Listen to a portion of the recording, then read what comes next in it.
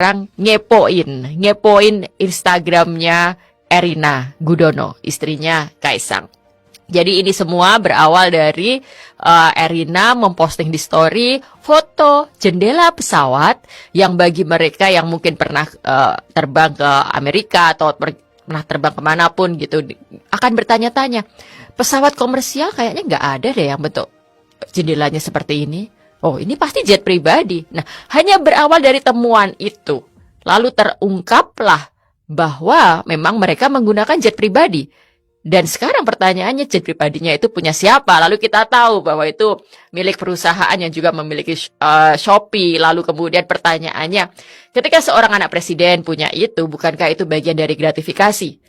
Lalu bagaimana konsekuensinya? Itu yang sekarang kita giring bersama, itu yang sekarang kita pertanyakan bersama. Tapi jelas yang kemudian digarisbawahi di sini tentang revolusi Fufu Fafa, bahwa Gen Z dengan senjata handphone dan sosial media bisa menggiring sebuah gerakan besar, bisa memulai sebuah perlawanan besar, bisa menguak sebuah fakta yang bahkan tidak bisa dikuak oleh institusi negara.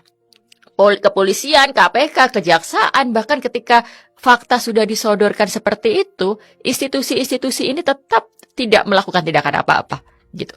Nah, untuk yang Fufu Fafa, kita juga bisa melihat bagaimana temuan bahwa orang di balik Fufu Fafa itu adalah Gibran, itu dimulai dari seorang netizen yang jelas-jelas juga punya akun di Kaskus, yang punya akun di sosial media yang lain, dan dia kemudian bisa menghubungkan bahwa pemilik Fufu Fafa adalah orang yang sama dengan pemilik akun Cilipari di Twitter.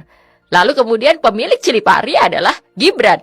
Lalu mereka ngulik terus, nyelam terus, sampai ke postingan-postingan Fufu Fafa yang terlama, ngulik juga dengan postingan-postingan Cilipari yang sudah bertahun-tahun lalu, dan akhirnya terjejerlah, dipaparkanlah berbagai bukti, berbagai fakta yang jelas-jelas pemilik akun ini adalah satu orang. Nah, jadi di sini kita bisa melihat bahwa segala perlawanan yang terjadi di era ini, di era sosial media, itu semuanya dipimpin oleh Gen Z. Termasuk ketika kemarin kita ada demonstrasi besar 22 Agustus, dan kebetulan saya benar-benar juga ada di dalam demonstrasi itu. Pemimpin kita adalah Gen Z, para mahasiswa-mahasiswa, anak-anak muda yang gelisah, anak-anak muda yang merasa relate dengan isu-isu yang terjadi, anak-anak muda yang merasa bahwa ketidakadilan, KKN, korupsi, kolusi, nepotisme, segala hal yang dilakukan oleh keluarga presiden, orang yang paling berkuasa di Indonesia saat ini, itu akan berdampak langsung pada masa depan mereka, akan berdampak langsung pada keadilan yang terjadi di Indonesia. Jadi inilah kenapa kemudian omong-omong media memakai istilah revolusi Fufu Fafa. Jadi tagline-nya, ketika KPK dan penegak hukum tidak bisa menjalankan tugasnya, Gen Z Indonesia akan memimpin revolusi Fufu Fafa.